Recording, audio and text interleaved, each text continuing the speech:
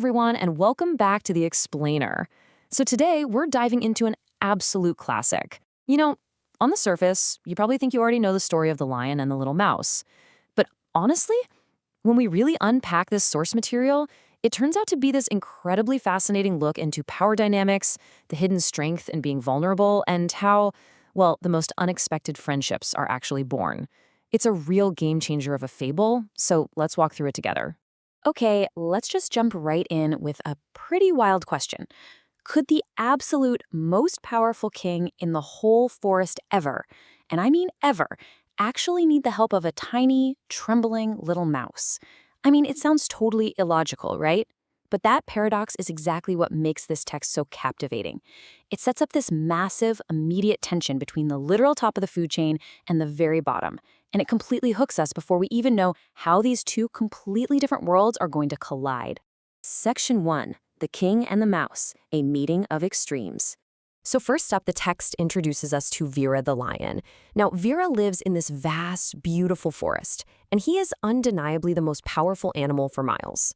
When he lets out his thunderous roar, literally every single creature in the area trembles and hides. He's the mighty king of the forest. And trust me, he wears that title with a lot of pride. But then, on the complete flip side, we have Chinni the mouse. Where Veera is just this towering force of nature, Chinni is, well, she's tiny. Where he's commanding, she's just scurrying and trembling along the forest floor. It's the perfect setup. You've got maximum power going head-to-head with maximum vulnerability. So how in the world do these two actually cross paths? Well, the text sets up this perfect inciting incident. It's a warm afternoon, Veera has settled down under a nice shady tree, and he just peacefully drifts off to sleep. Everything's totally calm. But then a tiny, tiny mistake happens. Chinni is scurrying along that exact same path. She isn't really watching where she's going, and boom, she accidentally steps right on Veera's tail. Literally the absolute worst place to step in the entire forest. And just like that, the peace and quiet is completely shattered. Veera wakes up with a massive, thunderous roar. He immediately snatches poor Chinni up in this giant, inescapable paw, and he growls out this terrifying threat. "I shall eat you for waking me." You can just feel the sheer terror for Chinni in this moment. The king is awake, he is absolutely furious, and he literally holds her life right there in his hands. Section 2. A laughable promise, Chinni's courage.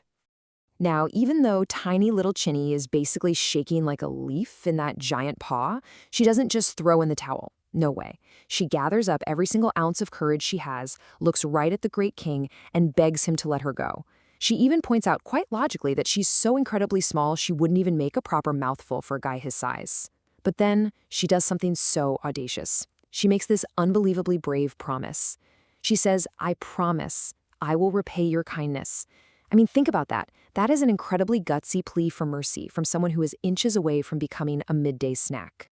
So how does the great king of the forest react to this super earnest, brave little promise?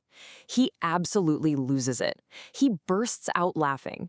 The text actually notes that Veera finds the whole idea so completely absurd that he laughs until his sides ache. He's just like, "You? A little mouse? Help the king of the forest?" He completely writes off the idea that a creature that tiny could ever in a million years be of any use to someone as mighty as him. But here's a really crucial detail we can't miss. Despite his scary roar, Veera actually has a good heart. And because of that, his mocking laughter kind of softens into mercy. He tells her, "Very well, run along, but watch where you step next time." So yeah, he totally dismisses her promise, but he does let her live. Moving right along to Section 3, Trapped in the Net, the tables turn. Fast forward just a few days, and the text throws a massive curveball. A new external threat arrives. Hunters have entered the forest, and they've set up this large, incredibly strong net right between the trees. Veera is just out there, prowling through his jungle, completely oblivious, and he walks straight into it. Bam! The trap springs. The mighty lion is completely caught. He roars, he thrashes around with all his massive strength, but it's totally useless. The ropes are holding firm. The king is suddenly reduced to pure, sheer desperation, and his panic cries start ringing out across the entire forest. Now remember those desperate cries echoing through the trees? Well, Chinni hears them.